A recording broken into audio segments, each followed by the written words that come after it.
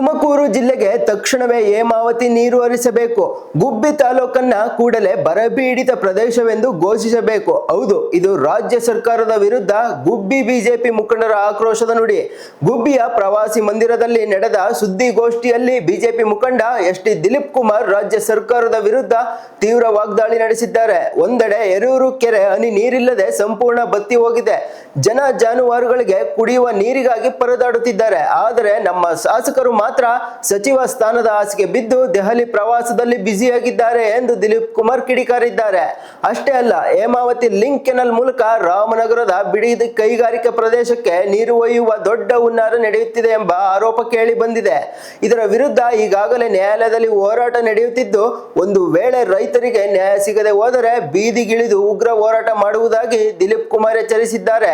ಇದೇ ವೇಳೆ ಮಾತನಾಡಿದ ತಾಲೂಕು ಬಿಜೆಪಿ ಅಧ್ಯಕ್ಷ ಬಾಲರಾಮಣ್ಣ, ಎಸ್.ಟಿ. ಭೈರಪ್ಪ ಹಾಗೂ ಮುಖಂಡ ಪಂಚಾಕ್ಷರಿ ಸರ್ಕಾರದ ವಿರುದ್ಧ ಆಕ್ರೋಶ ಹೊರಹಾಕಿದ್ದಾರೆ. ಆಗಸ್ಟ್ ತಿಂಗಳು ಬಂದರೂ ಗೊರೂರು ಡ್ಯಾಂನಿಂದ ಈವರೆಗೆ ನೀರು ಹರಿಸಿಲ್ಲ. ಇದರಿಂದ ಕೃಷಿ ಇರಲಿ, ಜನ ಜಾನುವಾರುಗಳಿಗೂ ಕುಡಿಯುವ ನೀರಿಲ್ಲ ಹಾಹಾಕಾರ ಎದ್ದಿದೆ. ಸರ್ಕಾರ ಈ ಕೂಡಲೇ ಎಚ್ಚೆತ್ತುಕೊಂಡು ತಾಲೂಕಿಗೆ ನಿಗದಿಯಾಗಿರುವ 18.5 TMC ಹೇಮಾವತಿ ನೀರನ್ನು ಹರಿಸಲೇಬೇಕು ಎಂದು ಆಗ್ರಹಿಸಿದ್ದಾರೆ. ಒಟ್ಟಿನಲ್ಲಿ ಮಳೆಯಿಲ್ಲದೆ ಕಂಗೆಟ್ಟಿರುವ ರೈತರಿಗೆ ಹೇಮಾವತಿ ನೀರಾದರೂ ಆಸರೆಯಾಗುತ್ತಾ? ಸರ್ಕಾರದ ಈ ಕೂಡಲೇ ಎಚ್ಚೆತ್ತುಕೊಂಡು ಗುಬ್ಬಿ ತಾಲೂಕಿಗೆ ನೀರು ಹರಿಸುತ್ತಾ ಕಾದು ನೋಡಬೇಕಿದೆ.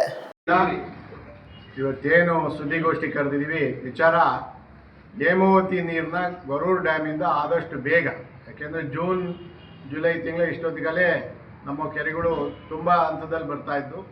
ಆಗಸ್ಟ್ ಫಸ್ಟ್ ವೀಕ್ ಬಂದರೂ ಇನ್ನು ಹೇಮಾವತಿ ನೀರು ಸಲಹಾ ಸಮಿತಿ ಮೀಟಿಂಗ್ ಡಿಸಿಷನ್ ತಗೊಂಡಿಲ್ಲ ಸರ್ಕಾರ. ಮತ್ತು ಹೇಮಾವತಿಗೆ ಸುಮಾರು 12,000 ಕ್ಯೂಸೆಕ್ಸ್ ನೀರು ಬರ್ತಾಯಿದೆ, ಒಳಹರಿವು ಬರ್ತಾಯಿದೆ. ಡ್ಯಾಮ್ ತುಂಬ ಹಂತಕ್ಕೆ ಬಂದರೂ ಕೂಡ ಇನ್ನೂ ಈ ಭಾಗಕ್ಕೆ ಮಲೆನಾಡಲ್ಲಿ ಮಳೆ ಆಗ್ತಿರೋದ್ರೆ ಈ ಭಾಗಕ್ಕೆ ನೀರು ಬಿಟ್ಟಿಲ್ಲ.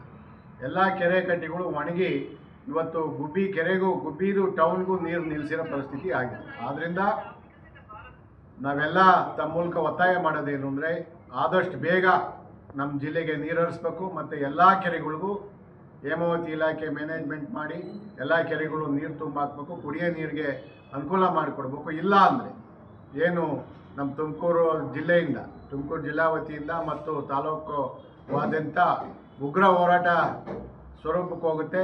ಎಲ್ಲ ಜನ ರಸ್ತೆಗಳಿಗಿನ ಮುಂಚೆ ಸರ್ಕಾರ ಏನು ತಮ್ಮ ಮಂತ್ರಿಮಂಡಲ ವಿಸ್ತರಿಸುವ ಬಿಸಿಲಿ ಡಿ.ಕೆ. ಶಿವಕುಮಾರ್ ಅವರಿದ್ದಾರೆ, ಎಚ್ಚೆತ್ತು ನಮ್ಮ ತುಮಕೂರು ಜಿಲ್ಲೆಗೆ ಆದಷ್ಟು ಬೇಗ ನೀರು ಬಿಡಿ ಅಂತ ತಮ್ಮೆಲ್ಲರ ಮೂಲಕ ಒತ್ತಾಯಿಸ್ತಾರೆ.